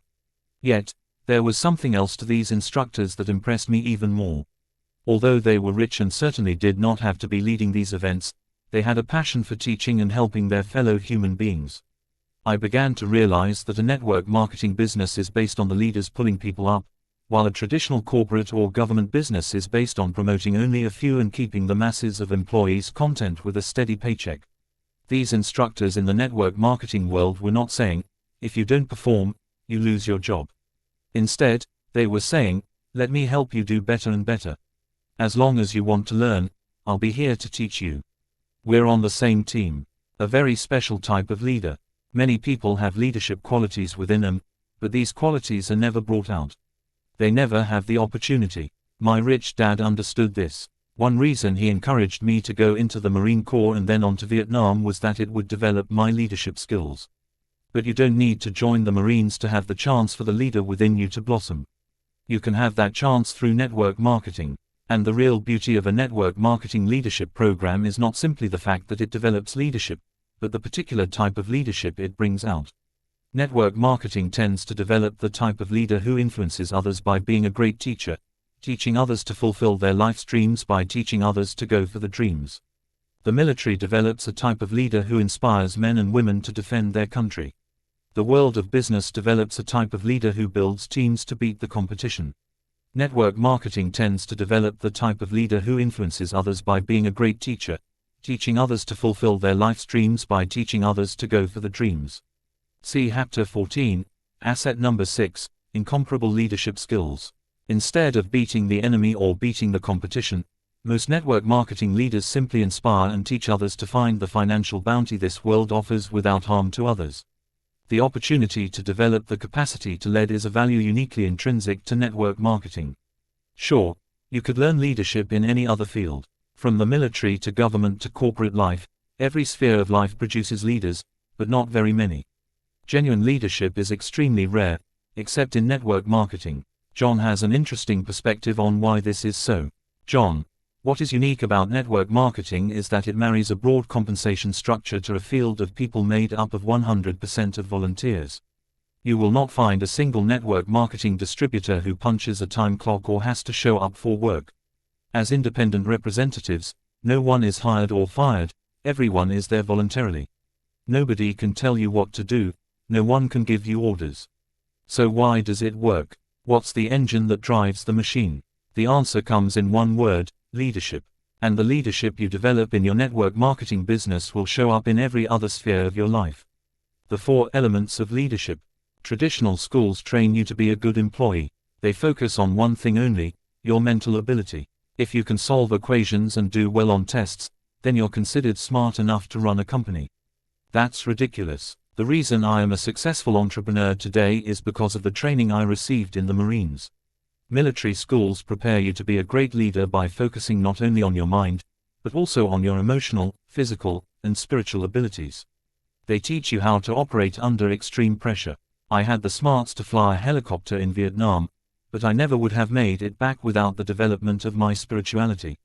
If that had not been strong, then fear, emotion, would have set in, and I would very likely have frozen up physical at the controls of the gunship.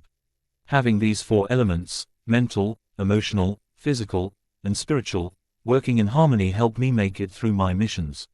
This also armed me with the knowledge and understanding it took to be a good leader in the business world, because these are exactly the same 4: mental, emotional, physical, spiritual, the business of the 21st century.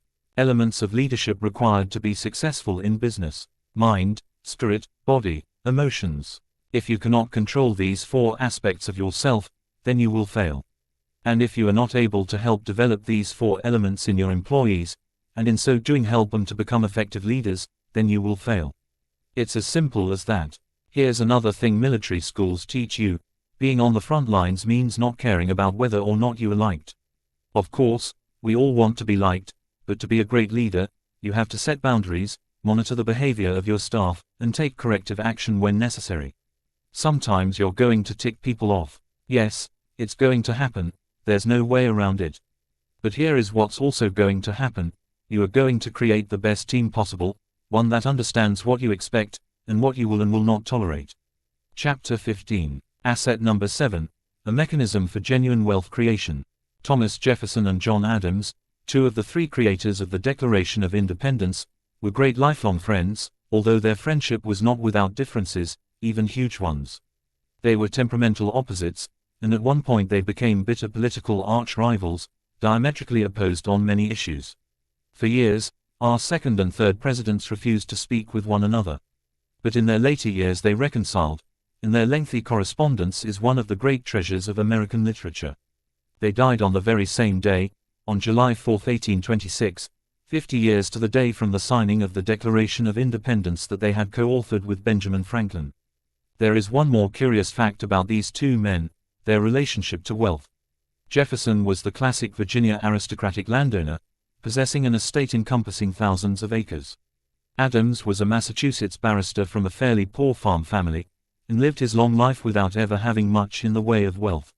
And yet, on the day of the death, Adams was worth about $100,000, and Jefferson's estate was about $100,000 in debt. Jefferson had money and property, but it slipped through his fingers. Adams never had much money, but though he lived simply, he had a firm grasp on how to build wealth. One of the central reasons I'm writing this book is to make sure you grasp the crucial difference between money and wealth. Why does the typical $1 million lottery winner end up broke within 3 years after earning his or her millions? Because while they had a sudden windfall of money, they had no concept of wealth. Wealth is not the same thing as money. Wealth is not measured by the size of income. Wealth is measured in time. See Chapter 15, Asset number 7, A Mechanism for Genuine Wealth Creation. Wealth is not the same thing as money. Wealth is not measured by the size of income. Wealth is measured in time. If all I have to my name is $1,000 in savings and checking combined, and my living expenses are $100 a day, then my wealth equals 10 days. Wealth is the ability to survive so many number of days forward. Ask yourself, if I stop working today, how long could I survive financially? Your answer is equal to your wealth at this moment. Actually, let's deepen that definition. Wealth is measured by the richness of your life experience today plus the number of days into the future that you have the capacity to continue living at that level of experience. One reason the rich get richer is that the rich work for a different kind of money. They don't work to generate income, they work to build wealth. There is a vast difference between the two. One of the most profound values of a network marketing business, and it is one that the great majority of people who look at this business do not quite grasp, is that it is an engine of personal wealth creation. My simple 4-step path to financial freedom. Kim and I were able to retire early in life without jobs, without government assistance, and without any trading of stocks or any mutual funds. Why no trading of stocks or mutual funds? Because we believed they were very risky investments. In my opinion, mutual funds are some of the riskiest of all investments. Kim and I used a simple 4-step plan to retire young and rich. It took us 9 years, from 1985 to 1994, starting with nothing and retiring financially free, without a single share of stock or mutual funds. It goes like this. 1. Build a business. 2. Reinvest in your business. 3. Invest in real estate. 4. Let your assets buy luxuries. Let's look at how this sequence works. 1. Build a business. Building a business allows you to generate a lot of money. Furthermore, the tax laws of the United States are very favorable to people who earn their income in the B quadrant and punish people who earn their money in the E quadrant. A business is like a child, it takes time to grow. While it can take less time, and can certainly take more, getting a business off the ground typically takes about 5 years. The business of the 21st century. 2. Reinvest in your business. The key to this process is that you don't try to use your business as an income source to live on. A lot of first-time network marketers make this mistake. As soon as they start seeing an income stream develop from their new business, they use that new income to expand their living expenses, buy a second car, buy a bigger house, take expensive vacations, and so forth. Why do people do this? It's not because they're idiots. I've seen very intelligent, well-informed people follow this pattern. They do it for one reason and one reason only. They are still living, breathing, and thinking in the E quadrant. If you want to build wealth, you have to get your head out of the left-hand side of that diagram and start thinking B and I. First, keep your day job. Your goal is not to replace your job with your business. That's just treating your business like your new job. You'll never build wealth that way. Instead, once your new business is making some money, go right to step 2, reinvest your new income in that business in order to grow it still further. But I don't want to keep my day job, I hate working there. Isn't that the whole point? I want to stop working as an employee. The reason so many people fail to achieve great wealth in any business is simply that they fail to reinvest continually in the business. Fair enough, you want to get out of the E quadrant and quit that job. Maybe you hate your job. Or you may be like a lot of professionals I've met who actually love what they do, but don't love the fact that they have to keep doing it 40, 50 or 60 hours a week. Whatever your reasons, here's the blunt truth. If you suck all the income out of your new business to burn on monthly living expenses, then you're not building a business, you're just building yourself another job. A true business owner never stops investing and reinvesting to build the business. The reason so many people fail to achieve great wealth in any business is simply that they fail to reinvest continually in the business. So, what does that look like in network marketing? John, a traditional business might reinvest by building a new warehouse, spending money on national advertising, developing new product lines, or buying new distribution channels. But as a network marketer, you don't have these expenses. The network marketing company itself makes these types of investments for you. How do you reinvest in your business, then? There are certainly places where you can invest some money wisely, on training and educating yourself, on travel to support your growing network in other cities, on promotional and educational tools and resources to help nourish the business. See Chapter 15, Asset Number 7, a mechanism for genuine wealth creation. For the most part, though, network marketing is a business whose major capital investment is not your money but your time and effort. Which means the better part of your networking income becomes available to you to feed the serious process of building your wealth. But notice, I did say, building your wealth, not squandering your wealth. Don't make the mistake I've seen people make.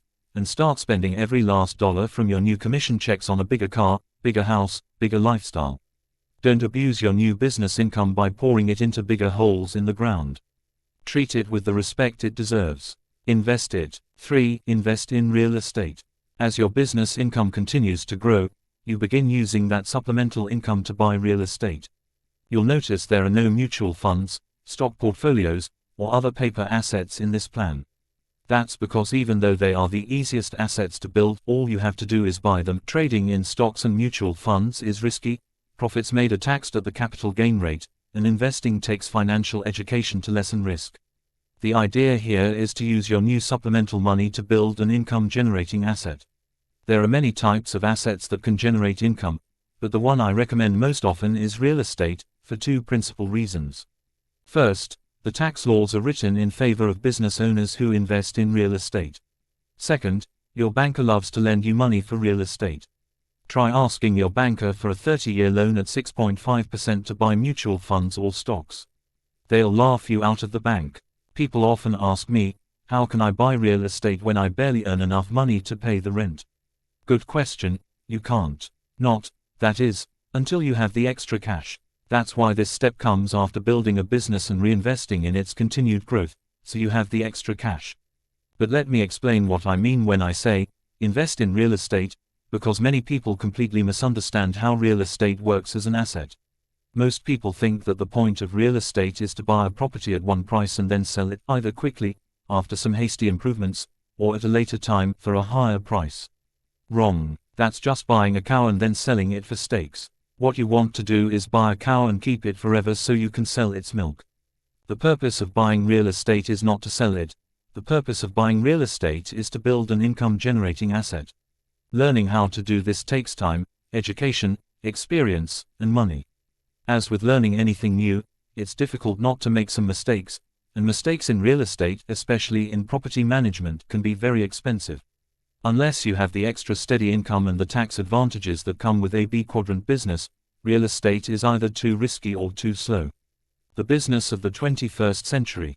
The reason many people fail to become rich in real estate is that they don't have the cash it takes.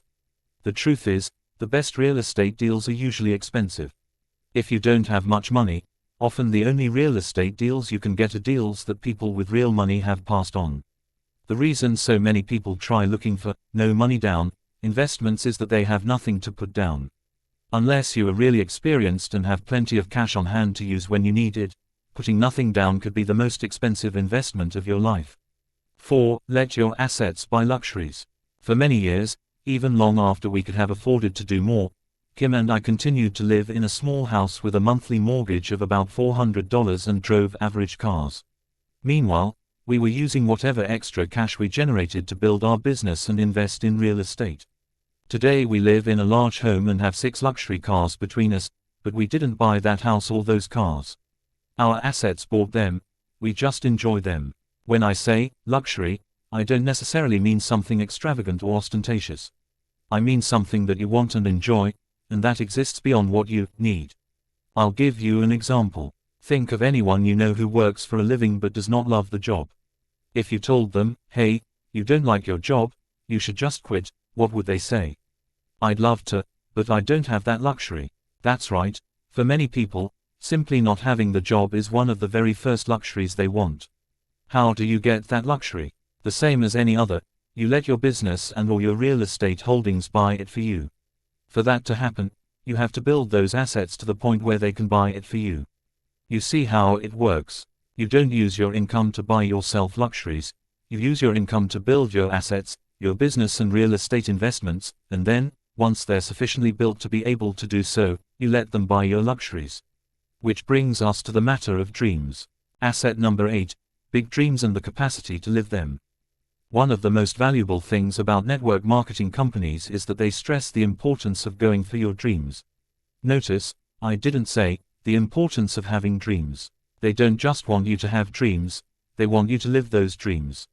What's more, they encourage you to dream big. One of the most refreshing things that happened to me when I started looking into network marketing was that I found myself dreaming even bigger dreams than I already had. Traditional businesses are often not too keen on you having big dreams. They operate better if you have modest dreams, a brief summer vacation, maybe a small timeshare, a hobby you enjoy, a good game of golf on a Sunday afternoon. That kind of thing. I'm not saying there's anything wrong with having such small dreams. All I'm saying is, that's a small life. Growing up, I often heard my parents use the phrase, "We can't afford it." My rich dad, however, forbade his son and me from saying those words, and insisted instead that we ask ourselves, how can I afford it? As small as the difference between those statements may seem, it makes all the difference.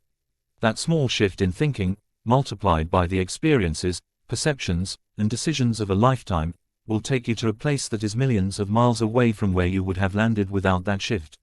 When you make a habit of asking yourself, how can I afford that? You train yourself to dream bigger and bigger dreams, and not only to have those dreams but to believe that you can make them come true. Saying, "I can't afford that," on the other hand, snuffs out your dreams like a wet towel on a candle flame.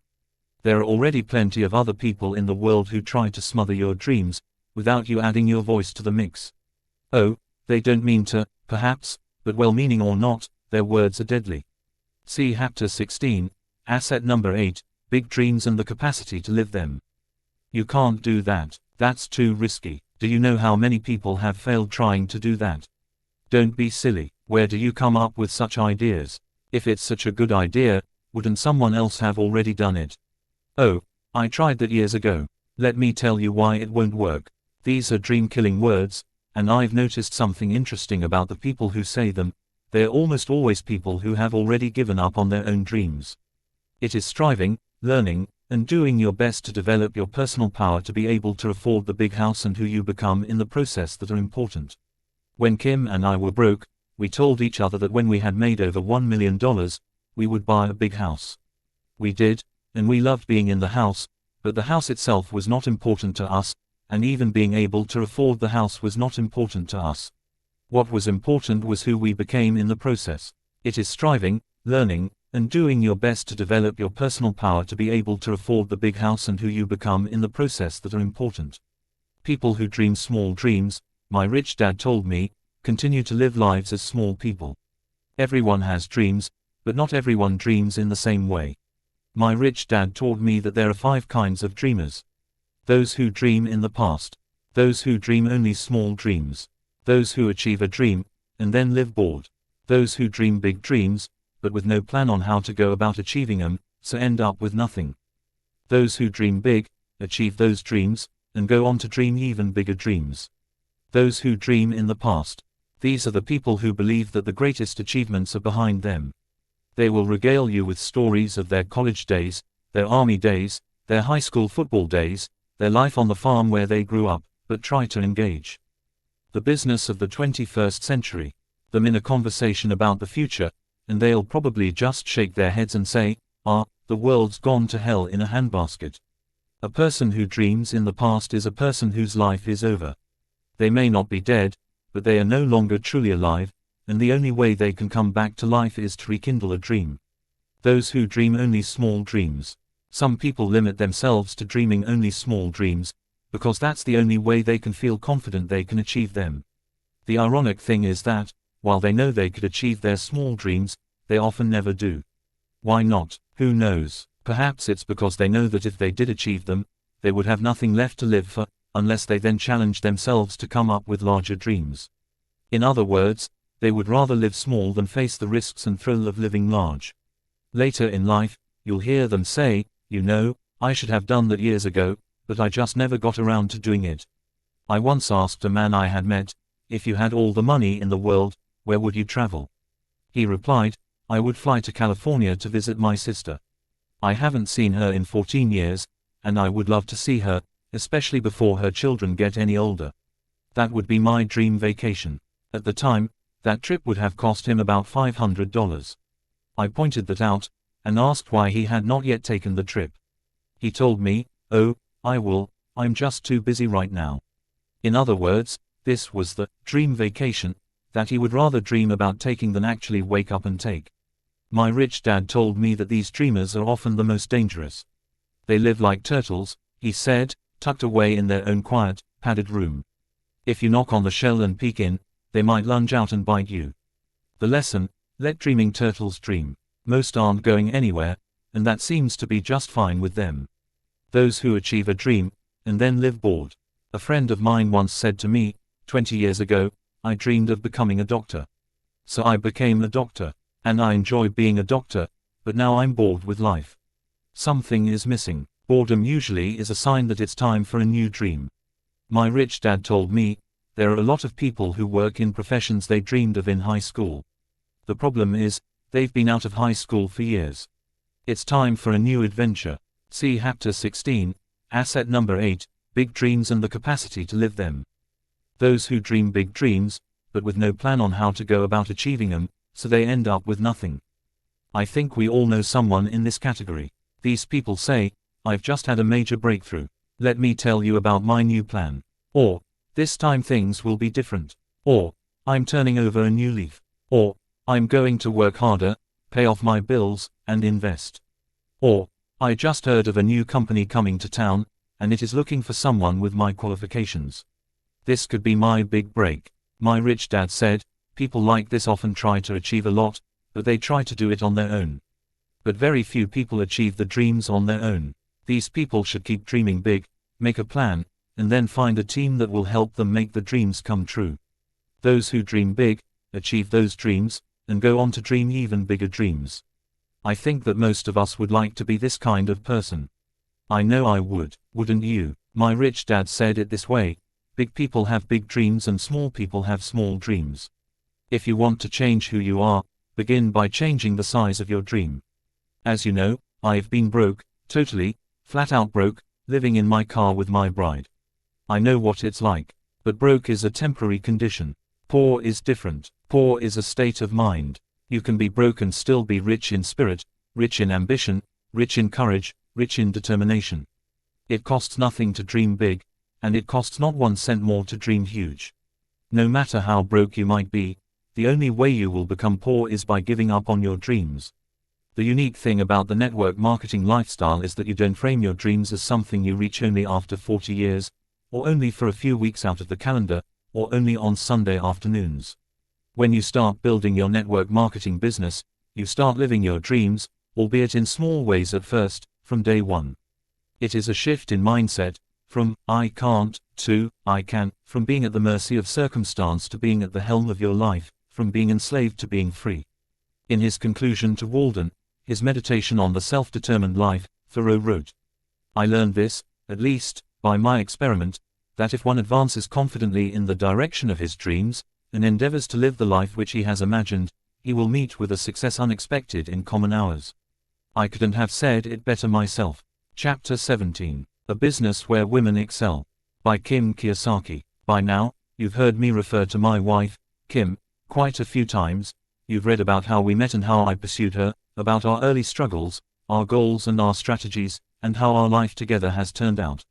Before closing this part of the book, I thought it was high time you had the chance to hear from Kim directly.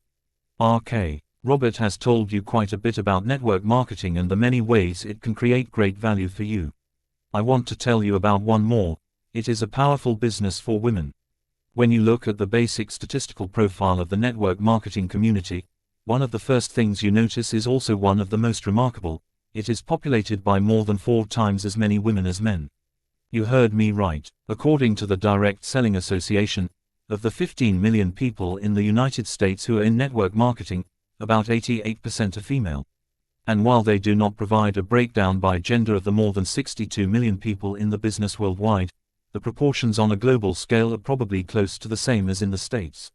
The supporting, coaching, nurturing relationship of a network marketing sponsor to her growing network of apprentice networkers is the kind of relationship and interaction in which women excel. Why? Historically, one reason is that many households have started their network marketing businesses as part-time ventures, and for families where the man, see chapter 17, A Business Where Women Excel, is the primary breadwinner. That has often meant it was the woman who engaged in the part-time, stay-at-home business. A parallel factor is the fact that it is a home-based business, which means that building a network marketing business is uniquely compatible with the demands of raising a family. But I think it goes beyond these practical and historical circumstances. Network marketing is, at its core, a relationship business. As Robert has explained, it's not a business that revolves around making sales, It is a business that revolves around making connections. It's about establishing relationships, coaching and training, and teaching and mentoring. The actual day-to-day work of building a network is less like carving out a sales territory than it is like building a community. And the supporting, coaching, nurturing relationship of a network marketing sponsor to her growing network of apprentice networkers is the kind of relationship and interaction in which women excel. Of course, none of this means that men can't be successful in network marketing, too. There are millions of men who are proving that every day. But the bottom line of the business is simply this: it is a business model where women excel. What women need. And it's a good thing, too, because today's women really need to learn how to build their own wealth. A young journalist approached me a few years ago and said, with obvious passion, "We have to make women aware that they have to take charge of their money. They cannot depend on someone else to do that for them." As we talked together, I soon learned where her passion was coming from. It turned out her 54-year-old mother had recently moved in with her after going through a divorce that had left her with basically nothing. She was now supporting her mother as well as herself. That was enough of a wake-up call in itself, but what had really shaken her up was when she took a close look at her finances to see what resources she had to support the two of them. She realized that if her steady paycheck were for any reason to stop suddenly, the only thing she had to fall back on was about $7,000 in savings. For a household of two, $7,000 wouldn't go very far. She and her mom were both a few thin paychecks away from poverty and even homelessness. No wonder she was passionate about the subject of women taking control of their finances. Fortunately for me, I am not in this young woman's position. Robert and I are financially set for the rest of our lives, regardless of what the economy does. But even though I don't have that sword hanging over my head, I am just as passionately driven as this young woman was on the subject of women creating their own financial independence. The how-tos of network marketing are no different for women as they are for men. However, the driving reasons why women build their network marketing businesses are often very different from those of their male counterparts. The business of the 21st century. We know that we lead very different lives than our mothers did, but you may be surprised at just how different. Here are 6 reasons why women need to get into this game called wealth building. 1. The statistics. The statistics about women and money are startling. The following are US statistics, yet for other countries throughout the world, the statistics are very similar or are trending in the same direction. In the United States, 47% of women over the age of 50 are single. In other words, they are financially responsible for themselves. Women's retirement income is less than that of men because as the primary caretaker for the home, a woman is away from the workforce an average of 14.7 years, as compared to 1.6 years for men. Add this fact to the lower salaries women still receive, and you have retirement benefits that are only about 1/4 those of men. National Center for Women and Retirement Research, NCWR. Women are expected to live an average of 7 to 10 years longer than men, and let us see, June 12, 2000, which means they must provide for those extra years. However, married women who are baby boomers can expect to outlive their husbands by 15 to 20 years, on average. Of the elderly living in poverty, 3 out of 4 are women. Morningstar Fund investor. Approximately 7 out of 10 women will at some time live in poverty. What do these statistics tell us? That more and more women are not educated or prepared to take care of themselves financially, especially as they grow older. We've spent our entire lives taking care of our families, but have no ability to care for ourselves in this vital way. 2. Avoiding dependency. You don't get into a marriage expecting a divorce. You don't begin a new job expecting to be laid off. But it happens, and today with more and more frequency. Women, if you are depending on a husband, a boss, or anyone else for your financial future, think twice. They may simply not be there. Too often, we may not even realize just how dependent we are until we're faced with our own personal wake-up call. 3. No glass ceiling. Along with all the challenges facing the corporate employee in this post-2008 world, women still face one additional, huge obstacle, the infamous glass ceiling. See Chapter 17, a business where women excel. Yes, it's true, even today, because of our gender, women can move only so far up the corporate ladder. And for women 50 or older, trying to re-enter the world of corporate employment, you don't even want to know. In the world of network marketing, the very idea of a glass ceiling for women is ludicrous. Your network marketing company doesn't care if you're female or male, black or white, a college grad, or a high school dropout. It only cares about how diligently and effectively you build your network, and as I pointed out, there are 4 times as many women as there are men doing exactly that. The key is your skills, education, and experience. There are no limits and no ceilings, glass or otherwise, for women in the world of network marketing. 4. No limits on income. Because of the glass ceiling and the still present wage inequality between men and women in the job market, a woman is often limited in the amount of income she can make. Studies show that women with the same education and experience as their male counterparts earn about 74 cents for every dollar their male peers earn. But a network marketing business is fully scalable. Regardless of gender, in network marketing, the size of the income stream you can generate by building your network is without limit. 5. Increased self-esteem. Personally, I think this is one of the greatest benefits and rewards to a network marketing business, and it is one of the strongest reasons women become involved in the business. It's not unusual for a woman's self-esteem to be linked to her ability to provide for herself. Being dependent on anyone for your financial life can lead to a reduced sense of self-worth. You may do things you otherwise would not do if money were no issue. I've seen women's self-esteem soar once they know how to make it on their own financially. And when a woman's self-esteem rises, the relationships around her tend to improve. Higher self-esteem leads to greater success, which ultimately leads to the greatest gift of all, freedom. 6. Control of your time. When it comes to devoting energy to building genuine wealth, one major impediment women often have far more than men is the simple matter of time. This is especially true for mothers who spend many hours taking care of children. I hear from many women, after I come home from work, I have to get dinner ready, help my kids with their homework, and clean up the dishes. By the time everyone's in bed and I have a free moment to myself, I'm exhausted. As a network marketer, you are in control of your time. This business is something you can do part-time or full-time. It is something you can do from your home, on the phone and computer, in the evenings, weekends, anytime, anywhere. It is a business, the business of the 21st century, that can travel with you, that you can keep in your pocket, and that you can engage in half-hour increments, if that's what your schedule and circumstances dictate. Wealth building is a necessity. These 6 reasons support why women so strongly need to learn how to build their own wealth. The statistics prove how much times have changed for women and point out that our need for real-life financial education is no longer a luxury, it's a necessity. Depending on someone else for your financial future is like rolling the dice. The reward may be there in the end, but the risk is steep. Glass ceilings and limits to income are what so many women have been fighting against for ages. Both disappear in the world of network marketing, and then 2 of the greatest gifts of all, a higher sense of self-worth and time to spend exactly as you want, can be yours. However, out of all these reasons I've just listed, I have no way of knowing which speaks the most to you. You are not the average woman, you are you. And the single most compelling reason for building your network marketing business is one that only you can determine. Create your wealth, and have fun doing it. Regardless of what that compelling reason is, you have to remember one more thing when starting a network marketing business, and that is to have fun. Yes, it's great to think that you can earn an extra $100, $1,000, or even $10,000 a month, and that you can avoid dependency and have control of your time, but if you are not having fun, it can quickly lead to that same rut many find themselves in out in the corporate world.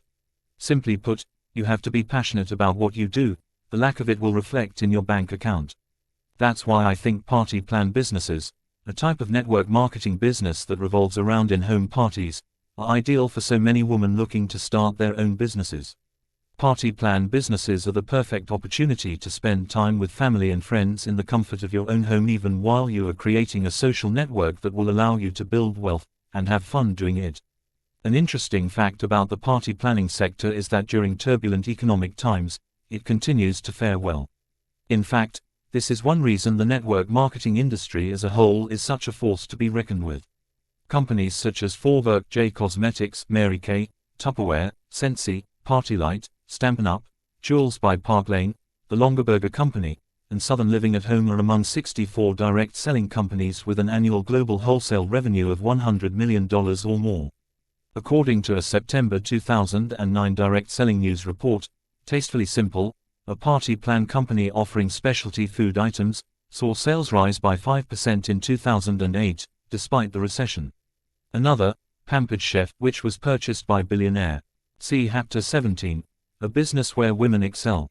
Warren Buffett in 2002 saw a 5% increase in recruiting during that same time period.